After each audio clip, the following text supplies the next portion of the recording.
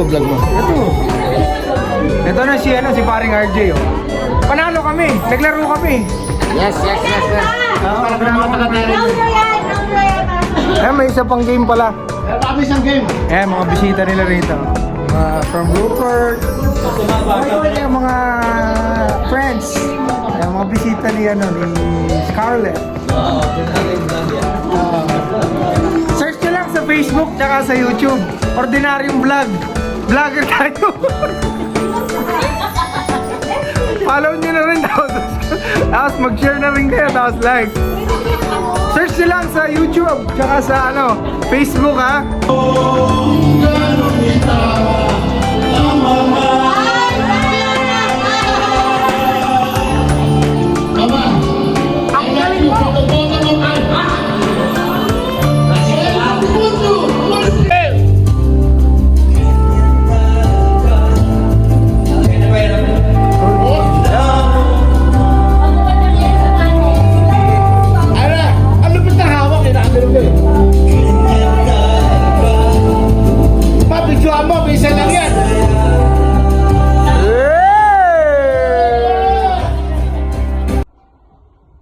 Dito kami sa kwarto.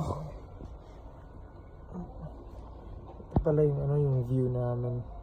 Mula dito sa kwarto, ganyan yung view. Na makikita mo, pakaganda, di ba? Tapos itong tinulugan. Ano to? Bunk bed siya.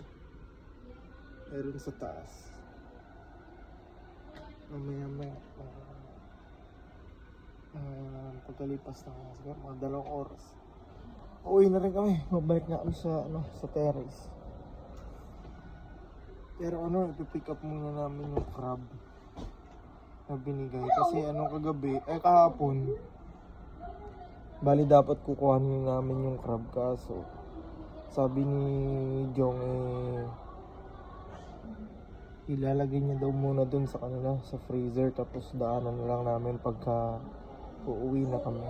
So ayun, ipipick up na lang muna namin mamaya. Tapos baka makadaan pa ng Filipino store, makapag-grocery pa ng konti.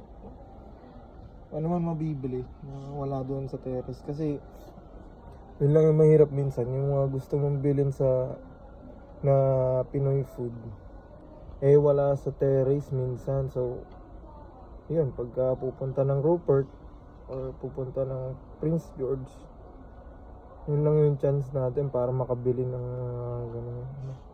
Pilipino na pagkain. Kaya tatry natin dumaan mamaya kung makakadaan pa tayo. Pero for sure naman dadaan yan, kahit saglit lang, para lang may mabili. Maya na lang ulit. Hi guys! Dito na kami sa terrace ulit, nakabalik na kami. Nakabalik na kami. Nakakapagod yung pero enjoy naman. Enjoy. Nag-enjoy kami. Looks like it's going to rain today. Tapos makulimlim na. Ayun yung sinasabi ko na pagka ganito noong panahon nakakatamad na.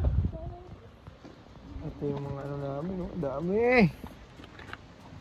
dami namin. OMG, isang yung crab. Crab. Ito, puro crab yan. Saka mga octopus bigay sa akin. Hanggang dito na lang. Sunod na lang ulit.